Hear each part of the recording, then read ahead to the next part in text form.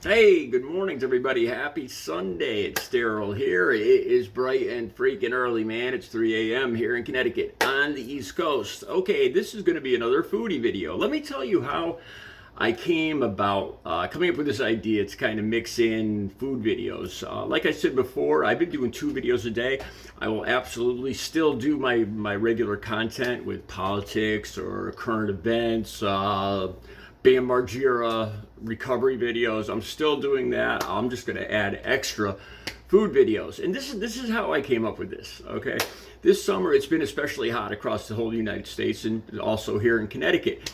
And it's been especially humid. I don't think the thermometer has gone down below 75 even at night. Like I've told people before, it's actually tropical here in Connecticut. Sometimes people have a hard time believing that, but it's incredibly humid. Tomorrow it's supposed to be like with the heat, it's supposed to be over 100.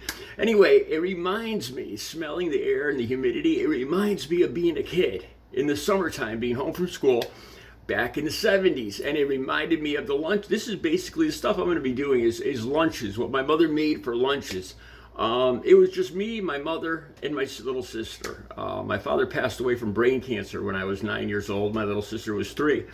And for most of the 70s, it was just the 3 of us. And my mother eventually went to work. She was originally a stay-at-home mother, as a lot of women were back in the 70s. And after my dad passed away, we really had to, it was tough making ends meet. I realize that now, looking back. But I think I have fond memories of the meals my mom used to make for me. And also, I found some other cool stuff. Maybe I'll put this in videos. If you're from the 70s, and especially if you're a guy, I found some of the old books I used to read in the summertime, the Hardy Boys. These are actually the books I had back then. And the comic books. I loved comic books, but I wasn't like a superhero kind of guy. I was a Richie Rich. Yeah, I was a Richie Rich kind of guy, man. I actually found some of these. These are actually from the 70s, 25-cent comics, man.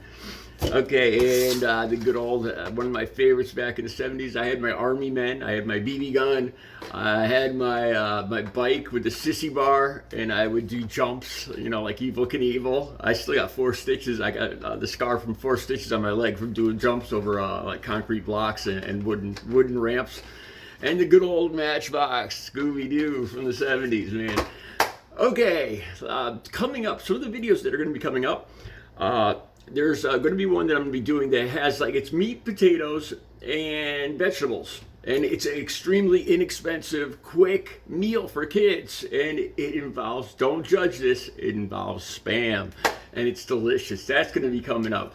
I'm going to have almost an instant shepherd's pie recipe. I'd call it about a 6-minute shepherd's pie. It's something I came up with like maybe 20 years ago when I was living on my own. And then I'm going to have this. All you need here is you need bread, peanut butter, and maple syrup. Now, I prefer, I here at home, I have the butter flavored maple syrup, which is especially, probably not all that healthy.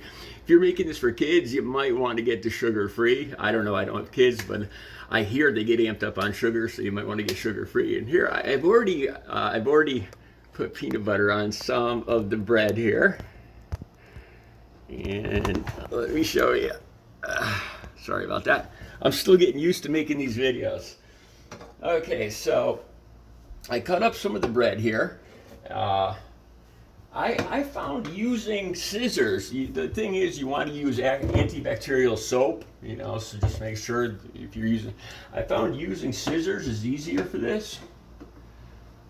Then first you want to put the peanut butter on the bread, and then you want to cut it up before you put the maple syrup on. That's important because you want the maple syrup to be able to be soaked up in all sides of the bread, all the little sides. Now, so you want to put the peanut butter on the bread first, and then cut it up. Scissors works best, believe me.